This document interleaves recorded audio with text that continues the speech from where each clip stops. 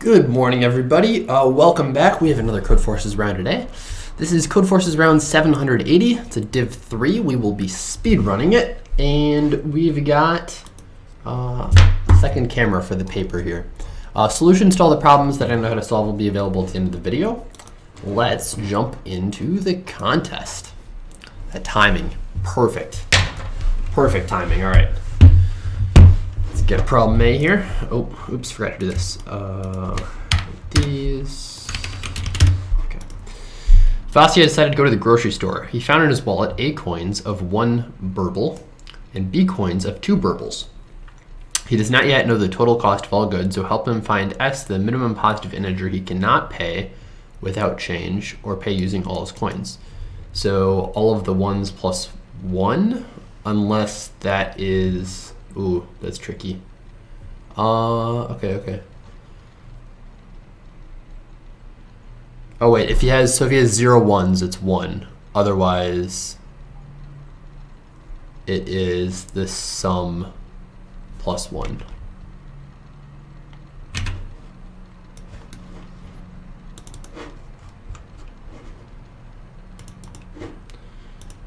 Okay. Is it 0s then 1s?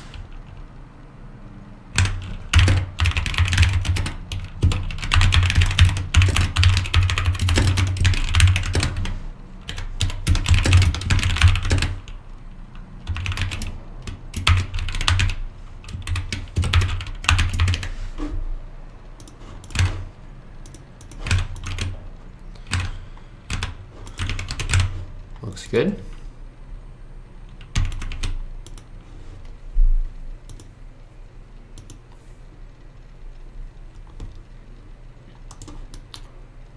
Got it. All right, Vasya and candies. Not so long ago, Vlad had a birthday for which he was presented with a package of candies. There are N candies, AI candies of type I. Vlad decided to eat exactly 1 candy every time, choosing any candies that are of a type that is currently the most frequent. If there are several, he can choose any. To get the maximum pleasure from eating, Vlad does not want to eat 2 candies of the same type in a row. Help him figure out if he can eat all of the candies without eating 2 identical candies in a row. So you just care about the max and the second max. This is no. Yeah, just the max and the second max.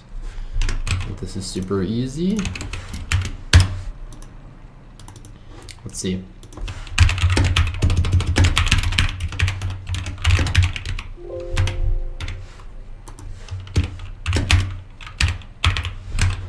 Can N be 1? Okay.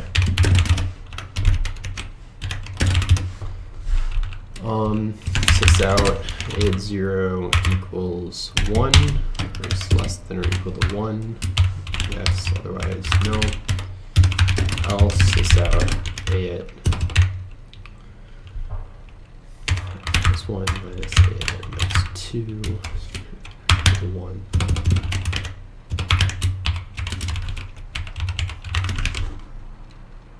I think this is it. Okay, second case.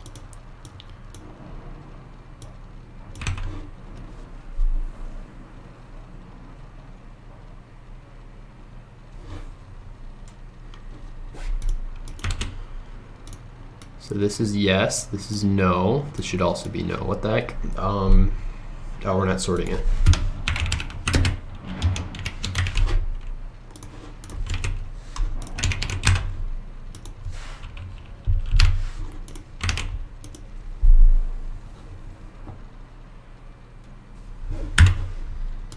Got it. On to C. Get an even string. Strings A is called even. Oh, string A is called even if it consists of joining strings of length 2 characters consisting of the same characters. In other words, if these 2 conditions are satisfied at the same time. Its length is even for all odd I. It's equal to the next thing. Okay, I see.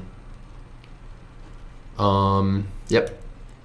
Given a string S consisting of lowercase Latin letters, find the minimum number of characters to remove to make it even. I swear I've solved this problem before. This like,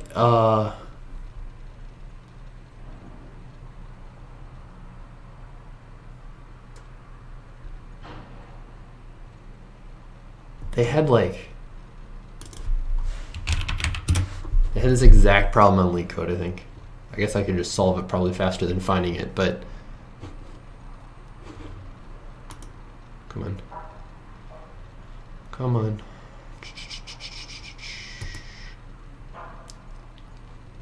Is there a submissions thing?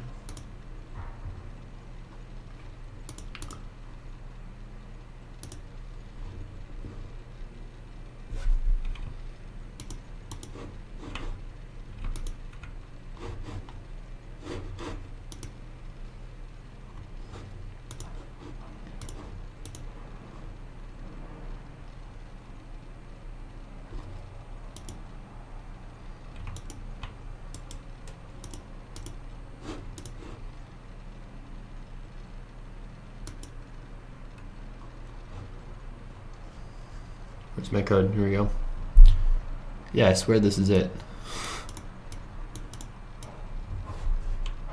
Literally the same problem from 4 days ago.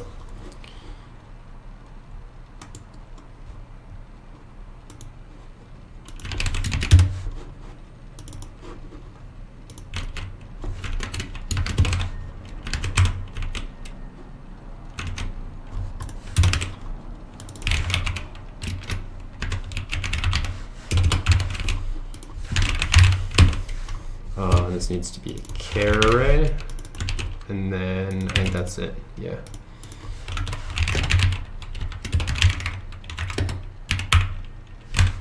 How's the input format in this problem? It's just string. Okay.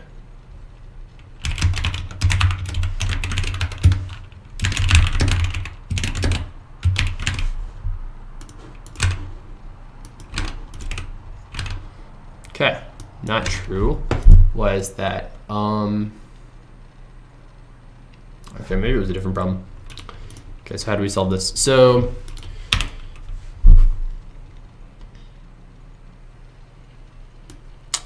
we look at the occurrences of this element.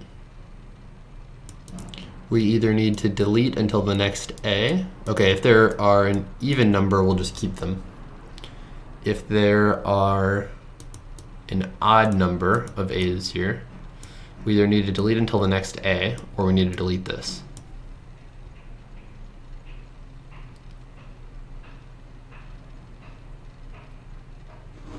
Yeah, okay. So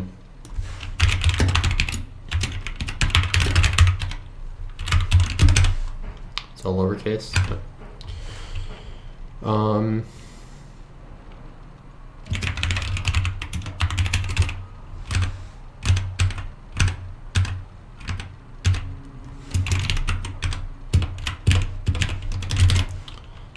Fill these with -1. And then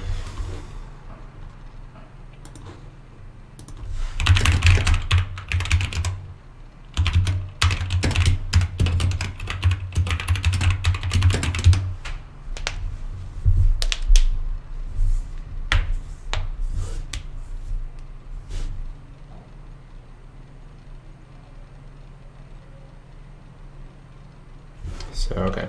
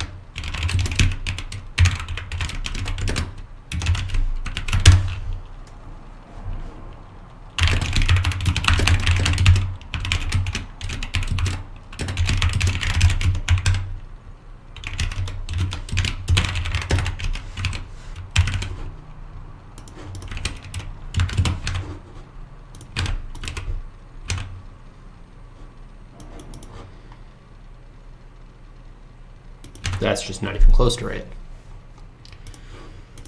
Oh, because you can, I see, okay.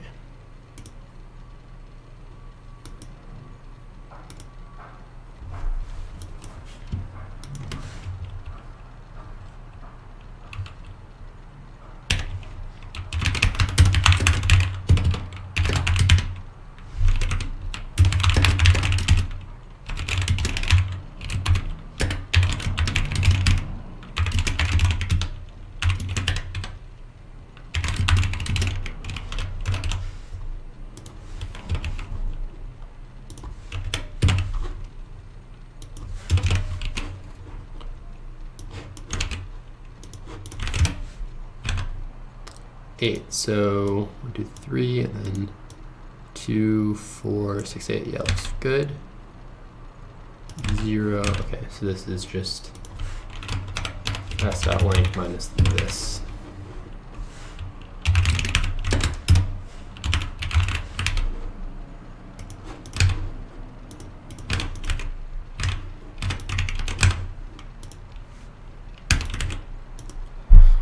Took a bit. I think that's fine.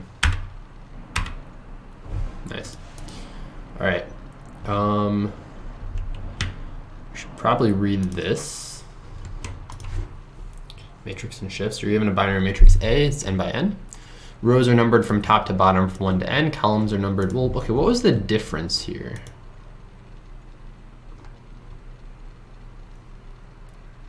Oh, this changes every time. Okay, so it's close but different.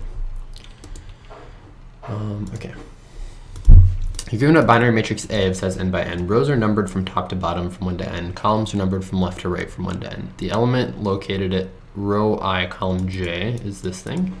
We have 4 operations. Shift all rows up, shift all rows down, shift all columns left, shift all columns right.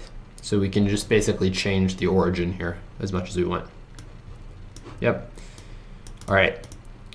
After that, we can perform an arbitrary number of XOR operations. Set any element and assign it with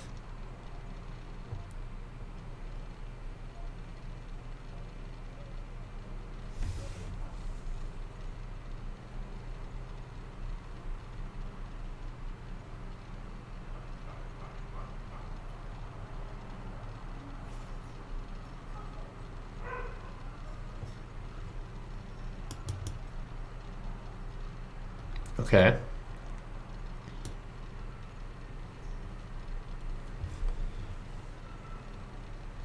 So we have some shift operations, and then we can change a value at the cost of 1. It's a binary matrix, yeah. Output the minimum number of burls you have to spend to make a matrix unary. 1's across the main diagonal, and the rest of the elements are 0.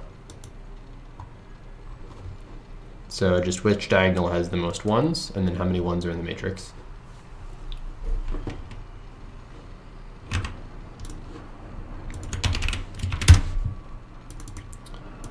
Very easy problem, but we can do it.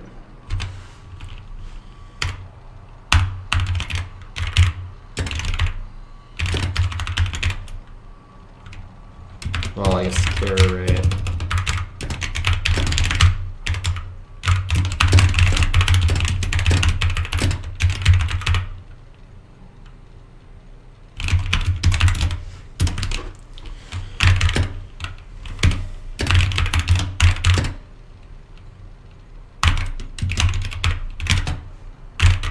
How many diagonals are there? There are n of them. Okay, then 4 into I equals 0, I is less than n, I plus plus, and j equals 0, j is less than n, plus plus, for diagonal at, so this would be I minus j plus n mod n, plus equals, mate at ij minus 0. So add 1 to this diagonal if we need to, and then also we need, that's fine, we can just say I in per diagonal, 1's plus equals I. Okay, and then int max, we'll say ruffle sort per diagonal, and then this out. Ones minus per diagonal at n minus 1. So that's how many we have to turn to zeros, plus n minus per diagonal at n minus 1. That's how many zeros we have to turn into ones. I think that's it.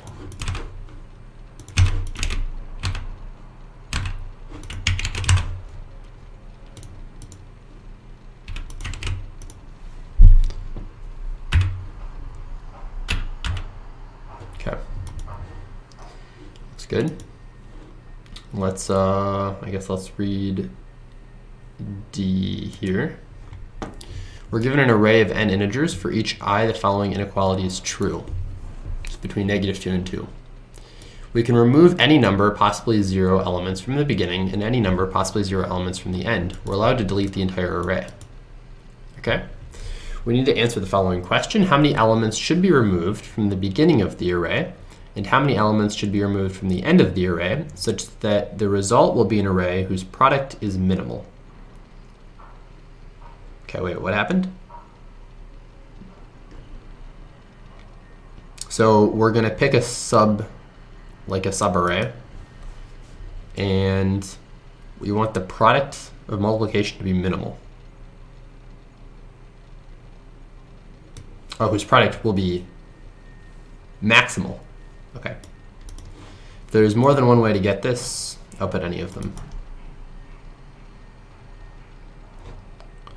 The product of elements in an array of length 0 is 1. Okay. So we can always get 1. So that's one option. Delete everything. Here, let's actually think about this one. So we can get 1 is like delete everything.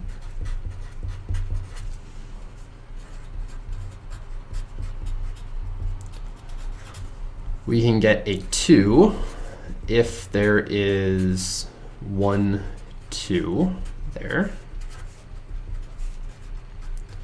But we probably don't need this. So let's consider we can get an odd number of 2s.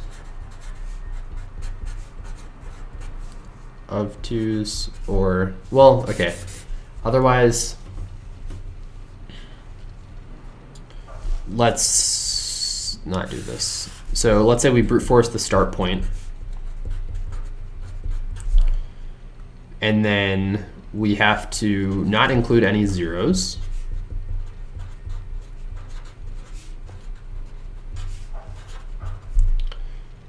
And we need to know the index of the last 2. Or last -2. Because we might not need to include this, or we might need to not include this. And then we need range sums, and that's it. So pretty easy. Yeah, because, oh, I guess that's not true. We need the index of the last negative number. Yeah, okay.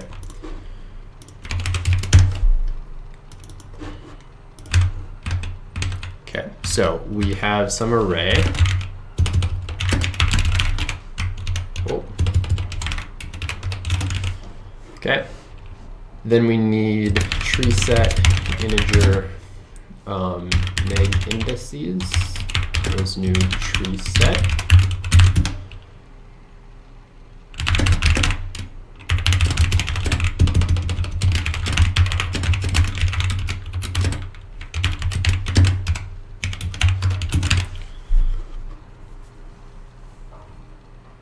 Okay, do we also need 0 indices? I suppose we do. Are we gonna get, we should be fine on the time limit. Okay, so this is just, if this is equal to 0, then put it in the 0 indices. So we've got these two things handled. What now? We just need,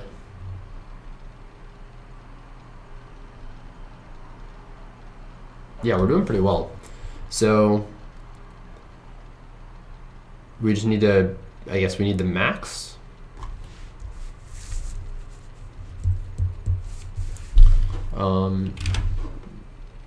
Yeah.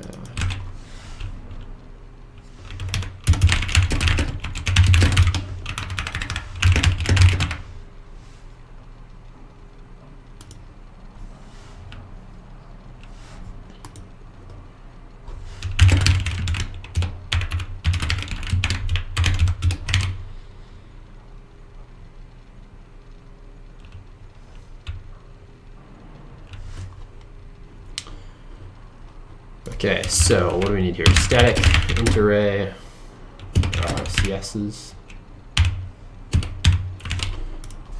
CS equals new int array. Let's make it 5 by n plus 1.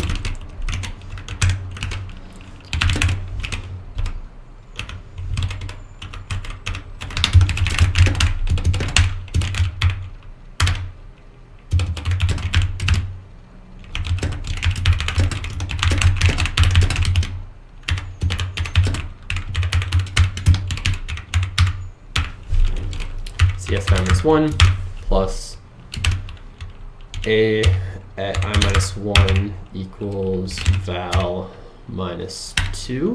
If it does, we want 1, otherwise 0. And I think that's building our cumulative sums. Oh, what's wrong with this? CS at val.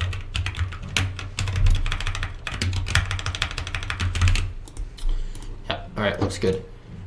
Okay, so now how do we evaluate this?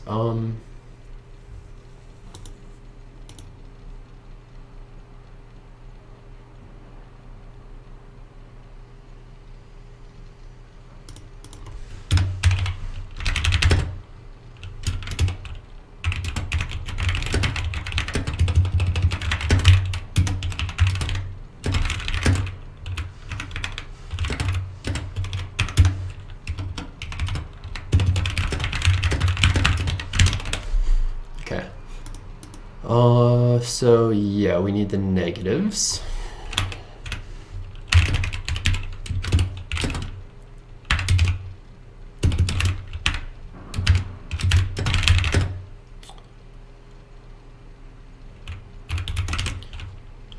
Yep, okay. Otherwise, we need the negatives.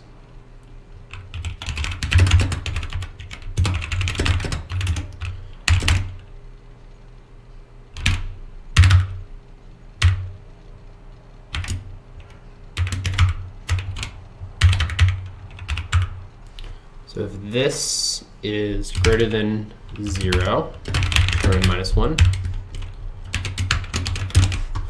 Okay, otherwise we want 0.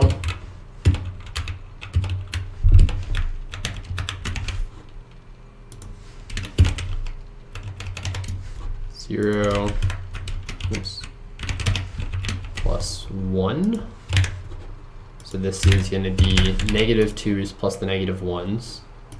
If this whole thing equals 1 mod 2,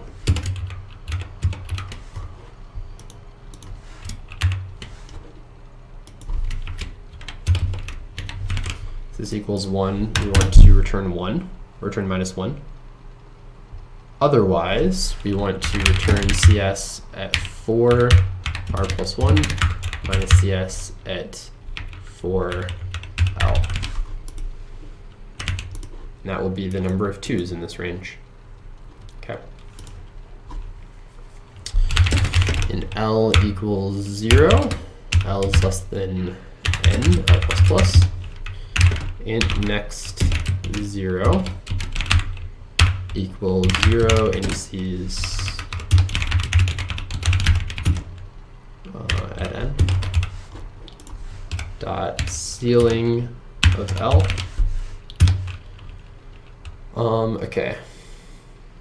So if eval 0 next 0 minus 1 is greater than eval best L to best R, then this is L.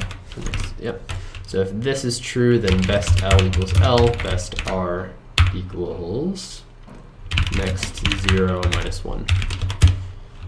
Okay, and then we also need int before 2, or before neg. And then we should have neg indices dot add minus 1. So this will be neg indices dot floor of next 0 if before neg is greater than L. If eval L to before neg minus 1 is greater than eval L to before neg, or sorry, best L to best R, and we did the same thing again. Except this is before neg minus 1. And then finally we sys out best L plus n minus best R minus 1. So if this is 0, 1 and it's 2, that works. Yep. Okay, I think we're set here.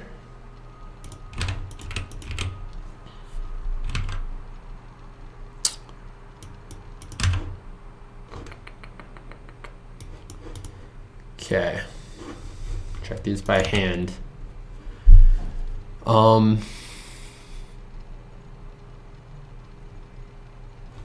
this doesn't work.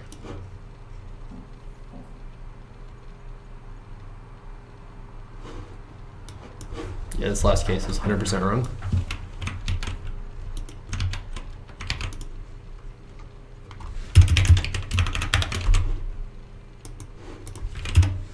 Oh, wait. So this is just saying delete everything.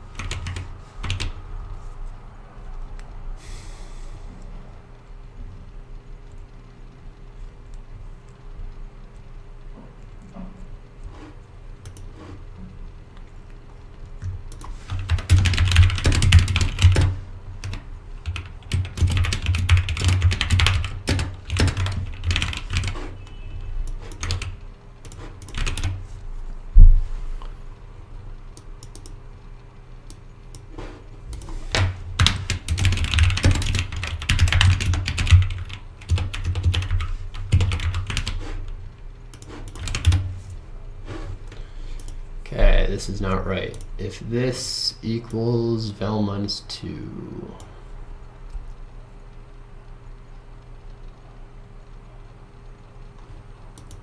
val minus 3, 0 should be minus 2. No, that's right.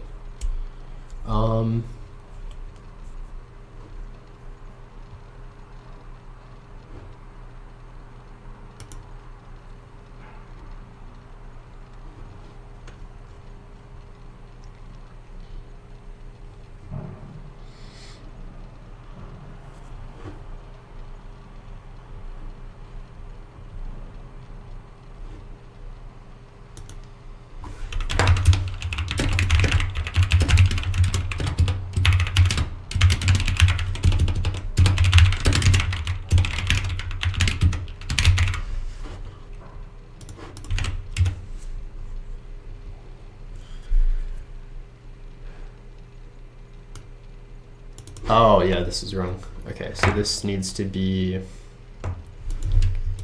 this plus this. Yeah. Okay,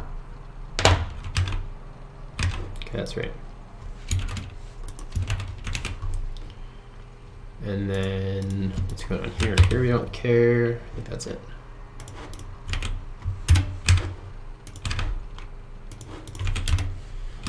0, 2, delete the whole thing. 2, 0, 0, 1, yeah, looks good. Submit D.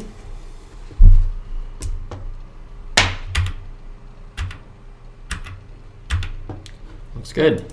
All right, all right. So now we've got these two left. Oh, hello.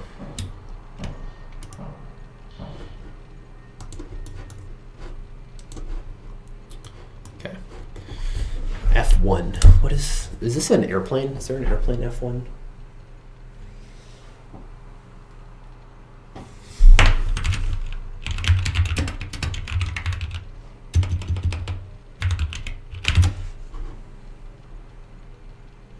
No, okay. Falcon 1 is SpaceX.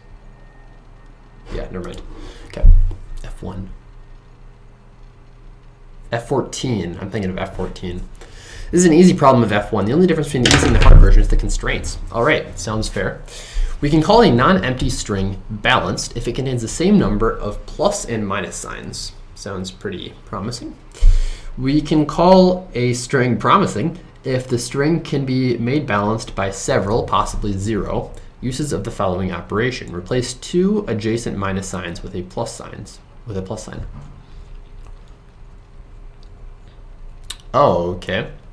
So it's balanced if it has a multiple of 3 number of minus signs more than plus signs. In particular, every balanced string is promising. However, the converse is not true. Not every promising string is balanced. We understand. Yes. Oh, but they have to be adjacent too. Do they have to be adjacent? No, they don't. They don't have to be adjacent. They don't have to be adjacent, right? Right. Yes, because it just, like pigeonhole principle, you need an extra, you need to have 3 more, right? If you need 3 more, there's just no way of doing it. So yeah, they don't need to be adjacent. So this doesn't need to be adjacent. Okay. How many non-empty substrings of S are promising? How many non-empty substrings are promising? Yeah, okay. So many times as it occurs.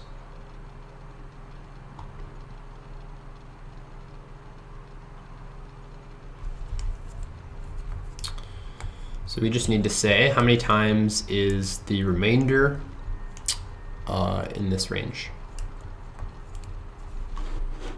It seems very easy.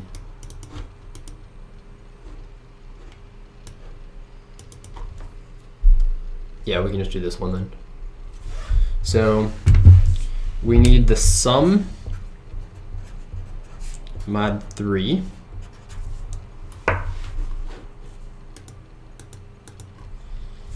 so we need the sum mod 3, and we need a range sum. We need range sum point update.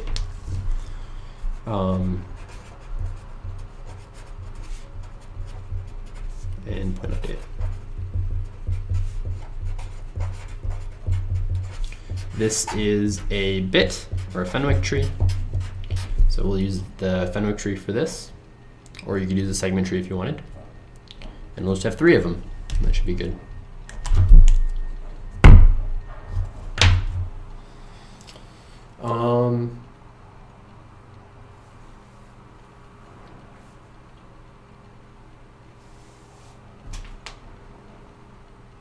Yeah, that's fine.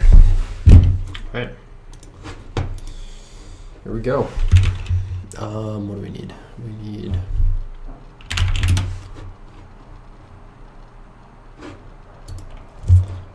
this is so obnoxious. This is like literally, GitHub needs to fix this. I log into GitHub on multiple computers. Every time it throws a 2-factor authentication thing at me. Every time. It's so annoying. It's like, please just let me in.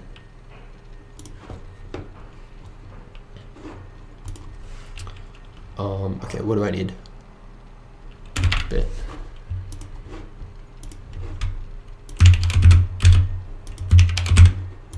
Okay, and then we need this to be f.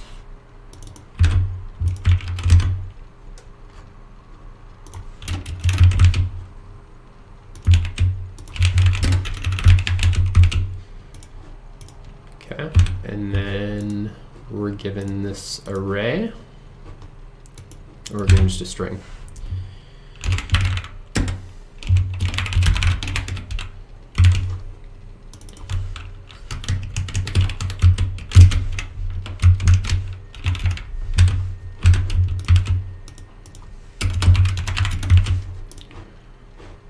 So we're given this string.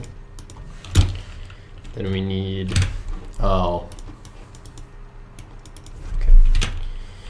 int offset equals n, and then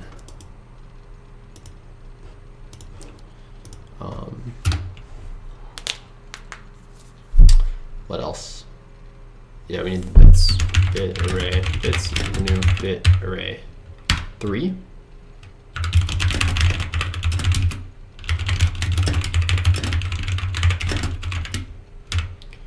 We'll say this new bit offset times 2 plus 1. All right.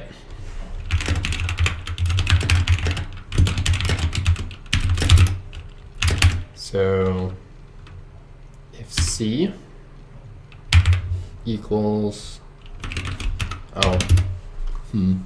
what do we need? We need the number of times we can include this as a start.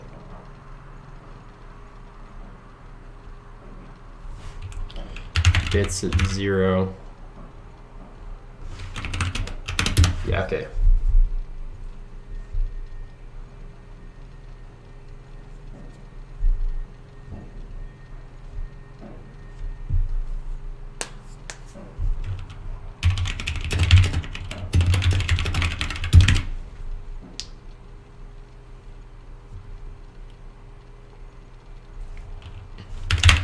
So bits at sum mod 3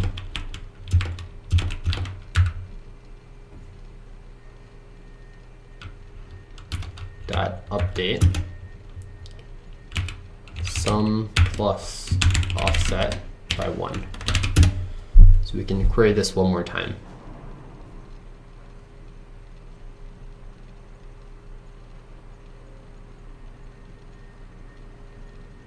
Okay. And then we need sum plus equals C equals a positive if it is 1, otherwise minus 1.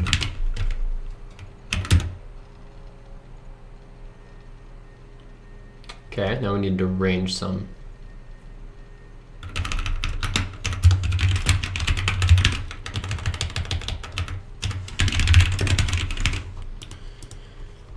So weights plus equals bits at sum mod 3 dot query from 0 sum minus 1 plus offset. Actually, sum is fine. Equal this is fine.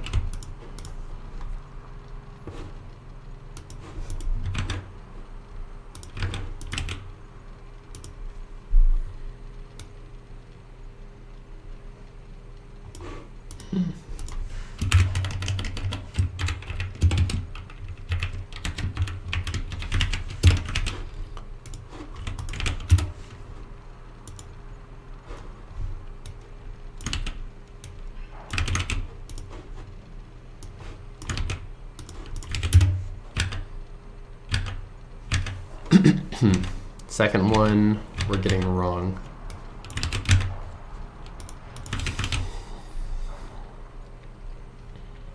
So there are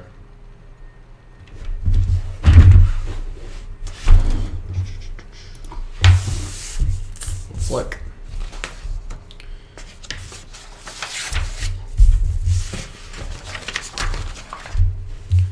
Okay, so the string is minus plus, minus, minus, minus. What do we have? We've got this one, we've got this one.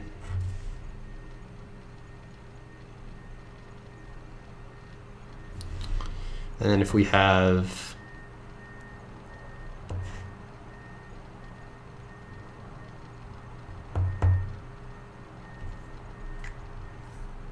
and decrease by 3, we've got the whole thing, right?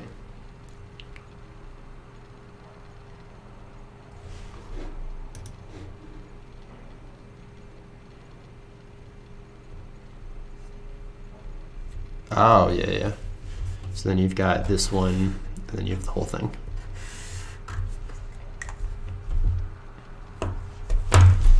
Okay. So then what are we printing?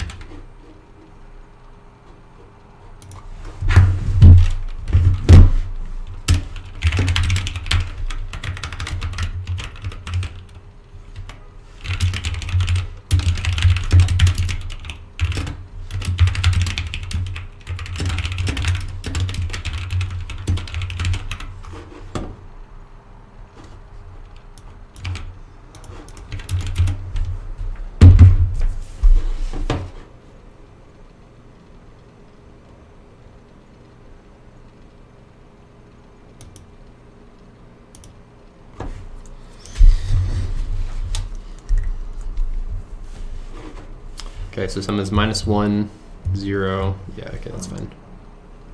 So we add 1 here. We add 1 here. So we catch both of these.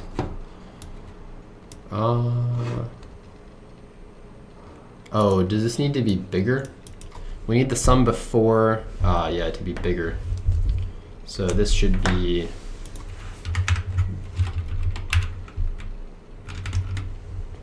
this to offset times 2 plus 1. So offset times 2.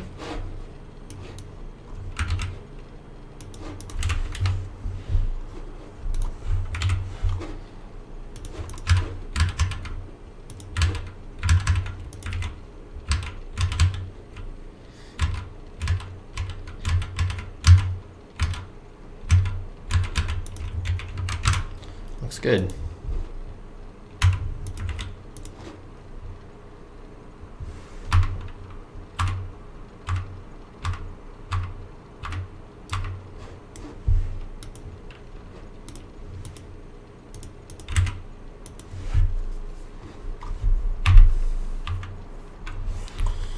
All right. How am I? 21st place? Not bad.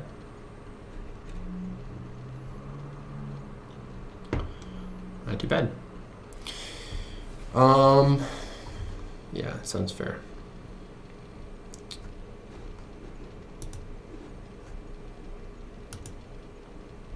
Okay, first. Can I go down here? No. Not, well, I guess I could. Yeah, if someone solved F1 first, they could beat me. But not too bad. Okay, yeah, that's the idea for all the problems. I guess let's talk about solutions then. So, here we go. Solution to problem A, Vasya and coins.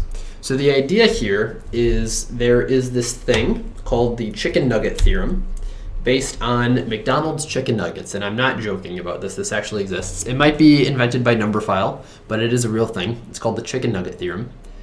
And it's if you have chicken nuggets of sizes like 6 and 10 or whatever size McDonald's chicken nuggets have, what's the smallest number of chicken nuggets that you can't get?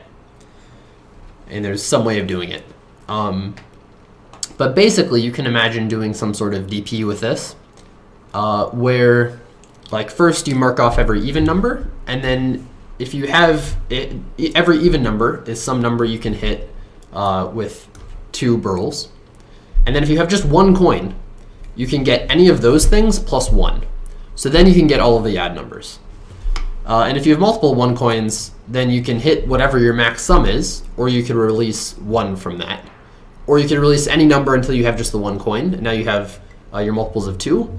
And then after that, you could have, or you'd have all of your multiples of 2 plus 1, and after that, you'd have all your multiples of 2 for the multiples of 2. So what I'm trying to say here is if you have 1 coin of value 1, then you can hit everything up to your sum if all of your coin values are 1 and 2. So that's the observation. If you've got a 1 coin, you can hit everything up to your sum, and that's the only thing you need. It's the only observation you need. So if you can hit everything up to your max sum, then the smallest thing you can't hit is your max sum plus 1. If you don't have any coins of size 1, then obviously you can't make a sum of 1. So then your answer is 1. Those are the only 2 cases. So yeah, hopefully that made sense. Here is the code for that. It's very simple. Yep. So the total is just the number of 1s plus 2 times the number of 2s. And then 1 more than that you can't reach because you don't have enough money. Okay, that's the idea for problem A. Let's talk about problem B, Vlad and candies. So Vlad, has some candies. Oh yeah, he doesn't want to eat 2 of the same ones in a row. So the key part here is what your strategy is going to be is something like this. So if you've got like a 6 and let's say you have another 6, and maybe you have some other stuff here too. You could delete 1 6, make this a 5, delete the other 6, make this a 5. You can handle any of these things if you'd like, but it doesn't really matter if you do. And you just take like 1 from each. And now you make this a 4, make this a 4, and so on. And obviously, you're never going to eat the same thing twice in a row because within this group, you're always alternating from one to the other. And then these will eventually be 0 and then 0, so you'll be fine. So if your max is tied, then you'll be fine because these will all hit 0 before this one does. If your max isn't tied, it still might be possible because you might have something like this. You might have a 6 and a 5. And in this case, you have like 6, 5, and then you make this a 5, you make this a 4, you make this a 4 and 3, 3 and a 2, 2 and a 1, 1 and a 0, but then you did this one last, so you can turn this into a 0. So it winds up working if this is the max and the max minus 1. So there's that case. The only other case that's left is it's possible that you only have one element, in which case you need that element's value to be 1 or 0. I guess just 1, because the values can't be 0 in this problem. So yeah, that's the only other case to watch out for. And that's it. So you just need the value of the max and the second biggest one, and that'll tell you whether or not it's possible. To do this, I thought it was easiest to just sort the array. And then after you sort the array, you can just check the biggest 2 elements or check the smallest element. This is a div 3, so I know this might be some scary code to people. This is the ternary operator, so it basically just means if this thing is true, you do this, otherwise you do this. If this thing is true, you replace this whole thing with the value of yes, otherwise you replace it with the value of no. That's what's going on here. Okay, other thing to watch out for. So there's this ruffle sort method. The reason I use this is because arrays.sort is n log n, which is a little too slow in Java. So you can shuffle the array randomly, and that'll make it be, or sorry, it's n squared, worst case. Arrays.sort is n squared, worst case. But when you shuffle the array randomly, then worst case will be n log n, usually. Like technically the worst case is n squared, but the chance of that happening is like 1 in quadrillions. Like it's just not going to happen. Like 1 in 10 to the 5th factorial. So yeah, just really not possible. So the trick is to shuffle it, because there are some cases where arrays.sort is really slow, and they can give you those cases in the tests. So if you shuffle it, those won't happen. Okay, that's problem B. Awesome. Let's talk about problem C. So yeah, there was a LeetCode problem very similar to this recently, but it was technically different. So this is fine, I guess. And the idea behind the problem is you have some string and you want to see how many characters do you need to delete so that the string has 2 copies of some character and 2 copies of some other character 2 copies of some third character, and so on up until the end. So another way of thinking about this is instead of how many characters do you need to delete, how many characters can you keep? And that's what I thought was a bit easier. So the key part here is either you are free to pick whatever character you want next, or the character you pick next has to be a certain character. So let's look at it from this piece of paper example. Perhaps our string, we picked an A last, right? If the first character was an A, and this is the beginning of the string, then this next character, it has to be an A. So we have to pick an A here. Then now, at this point, we can put any character we want here. It can be A, C, Z, P, whatever we want. So let's say we have a Z. The next character is forced to be a Z. Now, the way I'm writing this, it makes it sound like I'm making these decisions, right? I'm choosing what this next character is. But we're given a string in the input. So if the string in the input is some particular string, we'll use those to inspire our choices. And in particular, we can make all of the choices at once. So we can say, for each character, if this is, like we'll consider placing this after an odd number of A's, and then we'll consider placing this after an even number of all of the characters. So our characters can either like be some things and it can end in an A, or they can be all matched up. And then we'll consider placing, this A here, or we'll consider placing an A here. Those are the only 2 cases. Now I did this backwards, but you can do it forwards just as easily. The order doesn't really matter. Because obviously like an even string in one direction is the same as an even string in the other direction. But yeah, I guess I'll show you what the code looks like here. So the idea is I have this method that solves it. This stores, if you have an even, like if the last character you placed was this index, then what is the maximum length of that string? So, and this is if the last character you placed was this index and you placed an odd number of those, what's the maximum length of the string? In this case, you're forced for the next character you placed to be the same thing. Okay, so how do we extend this? So we're about to place some character C, which is just like this value is a number from 0 to 26. And then if we want the new length to be even, that means the length before was odd. So we look at the old odd length of this character, and we add 1 to it, and that'll be the new even length. This isn't just the number of like if C is like, let's say C is the letter D. This isn't just the number of D's, this is the number of D's and A's before it, but all the A's are paired up, and like B's before it, but all those B's are paired up. So this can be more than just the number of D's. But now it'll be even, so everything will be paired up.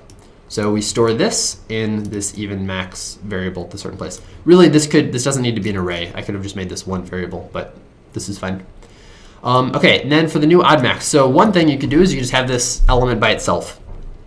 That's certainly possible. If the element is just by itself, then like the length is 1. So that's one option. Other options are we could take it after any of the even things that are fully matched, and then we could put this at the end. So that's the other way of doing it. And then we get the new odd max. So yeah, and then we store these in the array and we keep going. At the end, the answer is just the biggest even max.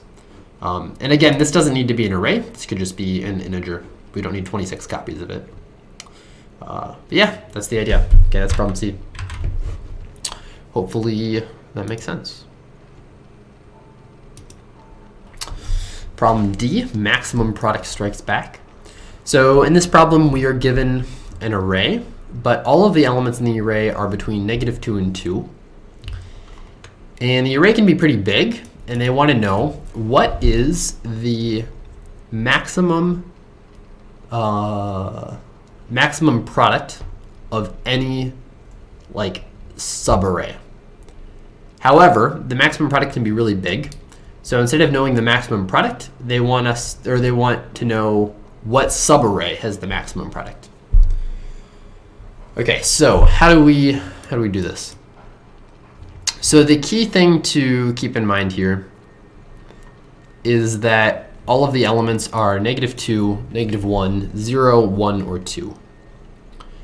Another thing to watch out for is that we can very easily get a product of 1, and all we need to do is just delete the entire array. So we can always get a product of 1. The only thing better than this could be some positive power of 2. And this will happen by including some 2's and some -2's, but the total number of negative elements that we have has to be even, and we can't have any zeros. So since we can already get 1, anytime we get a 0, we can imagine this kills our array. So we can't have any zeros. And we need the maximum possible number of 2's and -2's so that the number of negative elements is even. So what we can do is, let's say we brute force the left end of this subarray that we're picking. So we're going to try every possible left end. And if we hit the right answer once, then that'll be our max, and that's what we'll use. So we're brute forcing left end. The question we want to answer now is, for this left endpoint, what's the best right endpoint we can have? So we're going to say this is our left endpoint. We want to find the best right endpoint. There are two possibilities. The best right endpoint is either the space right before the first 0 coming after it, or if it's not that, because that product would be negative, we want to go up until that number and then exclude the first negative number. So let's do an example on paper here. So let's say like this is the element we're starting on. We've got a 1 here, maybe we have some 2's, maybe we have a -1, we have a -2, and then we have, we've got some 2, we have a -1, and then we have a 0. Okay, so if we include this entire range here, or anything past this, it'll be 0, which is no good because we can already get 1. So this is a bad sum. So we have to end it at least here. The problem is if we do end it here, we have a negative here, here, and here. That's 3 negatives, which is bad. So we want to find this last negative. I mean, there might be things after this. In this case, there aren't. And we want to end it right before this negative. And now, if this isn't the best answer, this will be. So those are the only things we need to check. Some things to watch out for. 0 could be the first element, or all of the elements in this range might be positive. So we have to be careful of those, but they're not too bad to handle. The question you might ask is, how do we find the first 0 after us? Well, you can do this either with a sweep or with a tree set, or set in C++. And then the other question is, how do we find the first negative before this 0? And again, you can do this either with a sweep going backwards or in the opposite direction, or you can use either a tree set or a set in C++. So I'll talk about how to implement this right here. Okay, this is problem D, which was probably harder than E. Yeah, so, okay. So this last thing. I didn't talk about this actually. So we need to talk about how to evaluate some range once we think this might be the best one. A couple things to watch out for here. First, if we actually try and like store this product, the product could be really big. We could have a bunch of 2's, right? We could have like 1,000,000 2's here. If you multiply 1,000,000 2's together, you get 2 to the power of 1,000,000. This has like 100,000 digits. So there's no way it's going to fit in an integer, which means we can't actually store this product. However, we don't really care what the product is, because the product is just just a power of 2, right? It's either a power of 2, or it's a negative number, or it's like 1, which I guess is also, or it's 0, which is power of 2, I guess. But if it's 0 or negative, we don't really care what it is. We just care that it's too small. Otherwise, we care about how many 2's are multiplied together to get this number. So we'll have this evaluate method, which will return either 0 or like -1 if there are, we'll have it return -1 if the answer is too small. So if the answer is 0 or negative, we'll return -1. If the answer is positive, we'll return the number of 2's, or like the log base 2 of the multiplied version. So if the answer is 1, we'll return 0, because true that 0 is 1. If the answer is 8, we'll return 3, because true that 3 is 8. and you get the idea. So the question is, how do we evaluate this quickly? And here is how. We are interested in a couple things. So we need to know how many negative numbers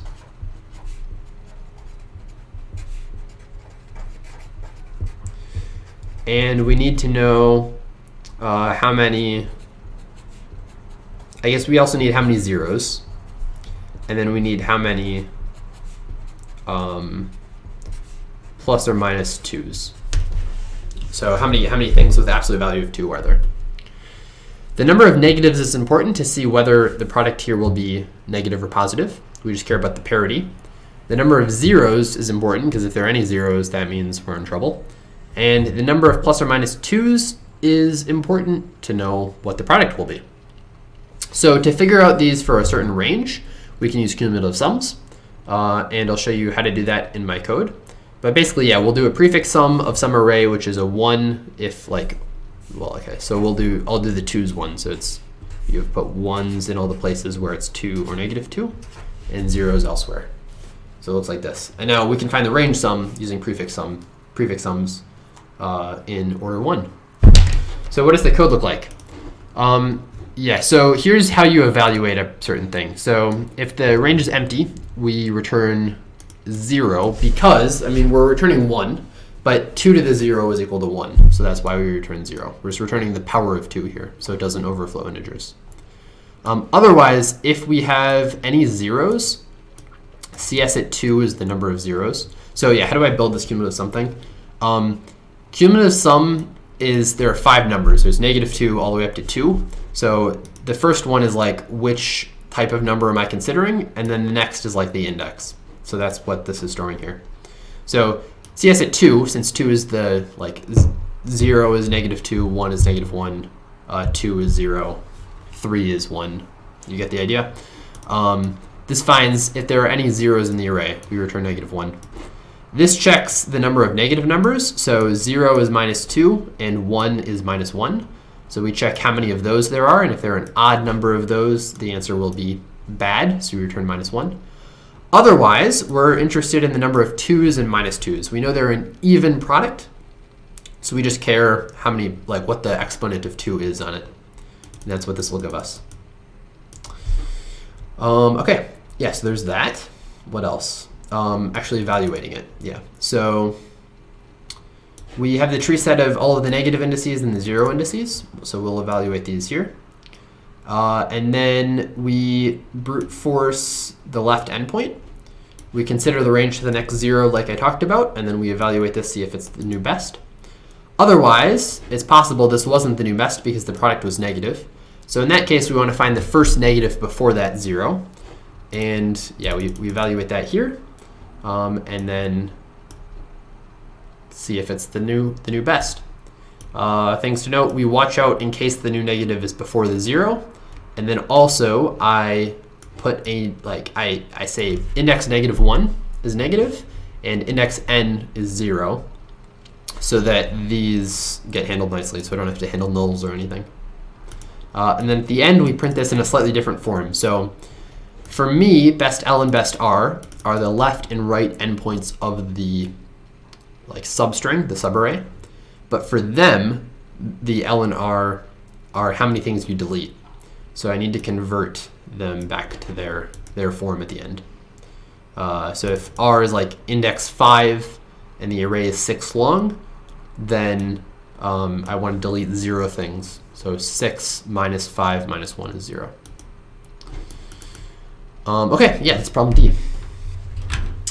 Let's move on to problem E. Okay, problem E is much easier. So the idea here is we can take this whole thing and we can shift it up, left, down, or right circularly. And then we can also flip the value on some space for a cost of 1. And we want to make this array so that it has 1s down the main diagonal and 0s everywhere else.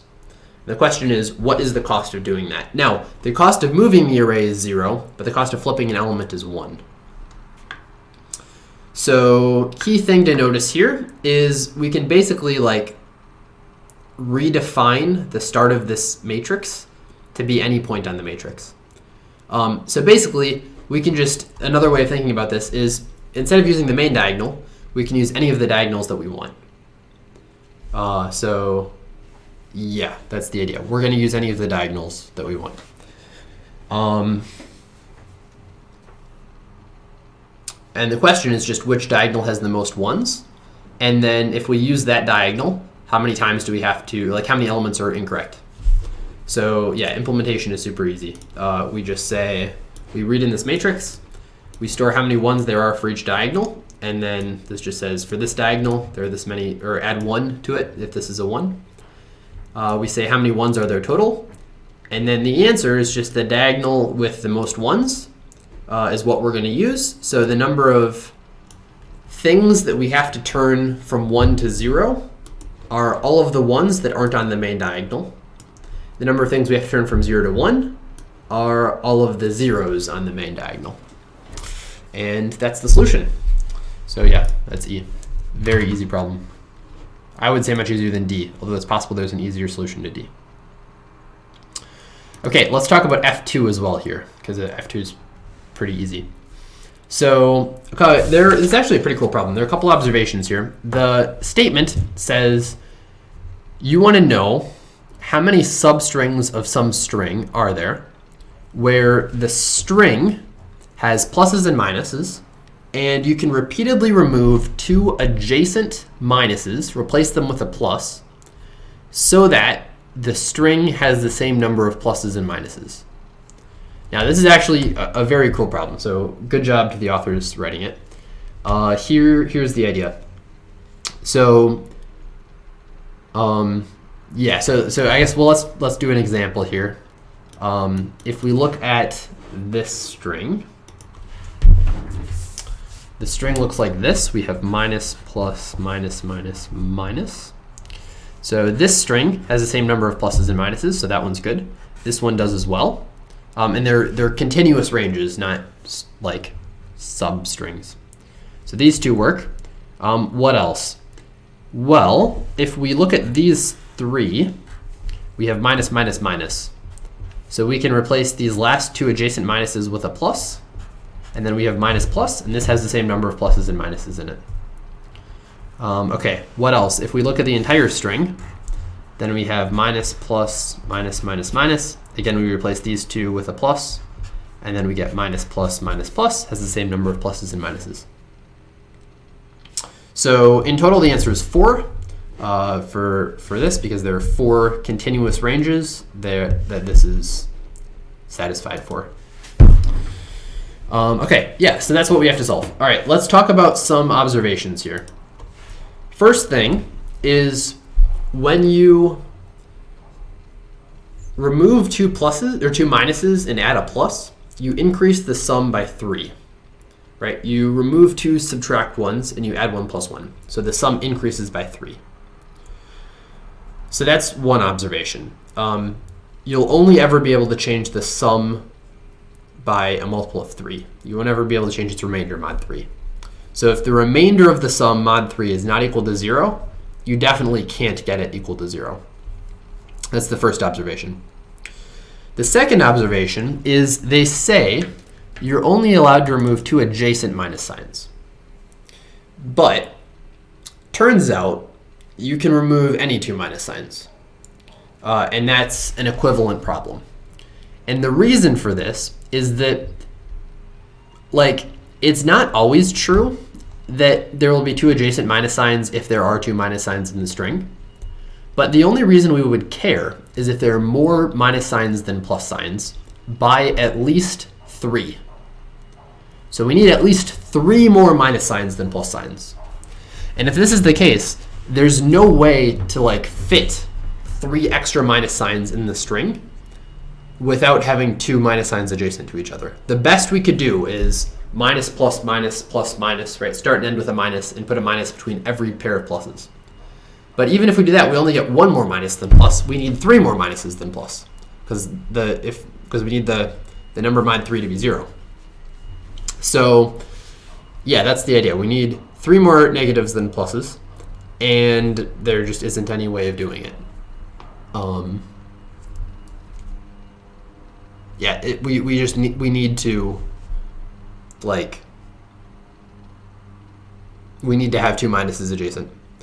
So we don't need to worry about this adjacent constraint at all. We can basically just ignore it. And if we do that, it makes the problem a lot easier. So now we just want to say, how many ranges are there that have a sum, which mod 3, the sum is equal to 0, and also the sum is negative. And there's a trick to this. This is a pretty common idea. The idea is, if we do prefix sums, the way prefix sums work is we have like this range here, and if we're trying to evaluate this sum, we'll take this prefix sum minus this. So if this is A and this is B, then we'll say A minus B. So we just need to see, for sum A here, how many B's are there that work. So we need A mod 3 equals B mod 3. The values of these mod 3 need to be equal. And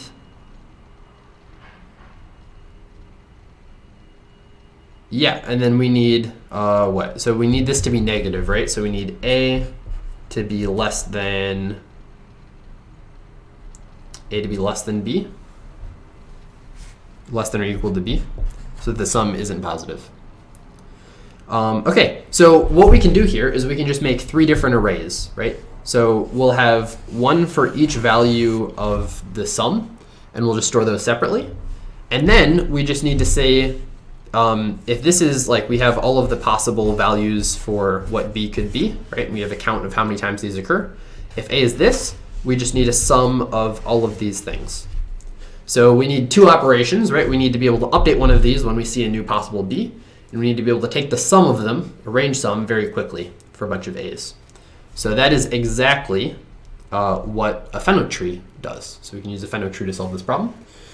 And yeah, that will solve it in n log n time. So that solves it for F2. And that's the idea. Let's look at the code real quick. It solves it for F1 as well, obviously. So we are going to have 3 bits or Fenwick trees. And I'll scroll through this code here. You can pause to copy it if you'd like. But yeah, bits just allow you to do point update and range sum. And that's it. Okay, so we've got our 3 bits, and then each of these bits are size like 2n plus 1, so that we can store any possible sum in this bit. All of those sums will be valid indices if we offset them by n. So yeah, we have these 3 bits. Each bit is for the different possible values of sum mod 3.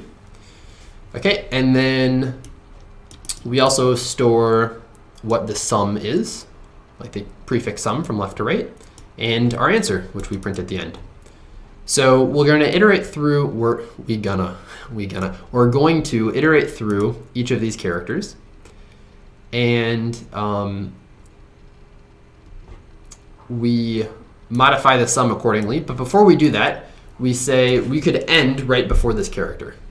So if we do, there is one more way for us to end with this sum, where this is the sum mod 3.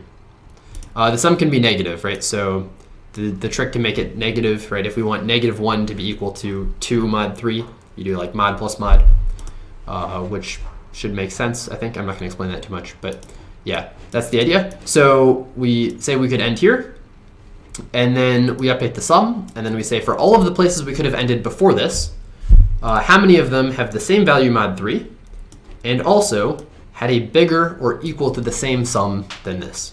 So we query the range sum on this bit, and then we add this to our answer. And that is the solution to problem F. All right, yeah, that's everything. Hope you enjoyed. I thought it was a pretty good contest. I guess I'll upload this in an hour flat. And yeah, hope you enjoyed. I guess a common thing which people have been talking about recently is the difficulty of Div 3 contests. And whether they're too easy, too hard, or nobody knows. And yeah, people were talking about maybe Div 4 contest should be a thing, etc. So I guess there are a couple schools of thought here. I might as well just give my opinion on this now. One school of thought is that it should be interesting to everyone who participates. Another school of thought should be that Div 3s should be easier because they're the easiest contest, and there are some people that still are struggling with them.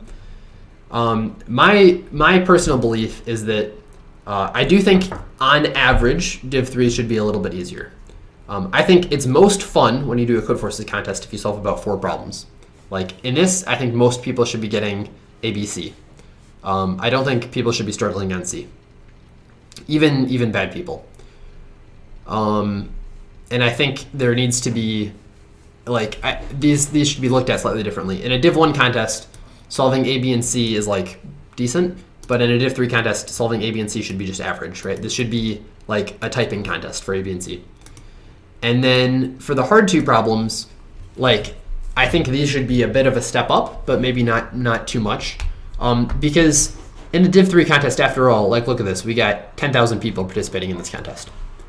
So if like 10 in 10,000 people solve a contest, that's not nearly as bad as 10 in 500 people solving a contest in like a Div 1 round. Because Div 1 rounds have, 1/20th the number of people, right? So fewer people are going to be solving the contest anyway. In a Div 3 contest, there are way more people. So if a couple people solve the set, they just had a very good day. And it's also possible that just in general, these people are better than their rating suggests. So they shouldn't be in Div 3, and them solving the set is totally fine, right? Because, look, these people are getting a plus 300 rating boost. If you get plus 300 on Cyan, you're gonna jump up pretty high, right? So that's fine. Yeah, so I think the difficulty is, I don't think it's too easy. And I think as long as solving the set will always increase your rating, I think it's fine. Yeah, and I don't think this is like a boring set, even though this guy probably beat me. At least he solved it faster than me. I wouldn't say it was boring for him because after all, he's a Cyan, right? So he doesn't usually perform this well. He had a very good day, and good for him. So that's my opinion on it. But I guess take it with a grain of salt. As usual, I could be wrong. And yeah, I guess feel free to let me know what you think about Div 3 difficulties in the comments. I think they have gotten a little bit harder over time. I think this one was easier than normal for sure. But yeah, that's my general thoughts of this. All right, where did I place? 27th place. Not bad, not bad. That's fine. Top 30 is cool. All right, have a great day. Thanks for watching. And if it was rated for you, hope your rating went up. Goodbye.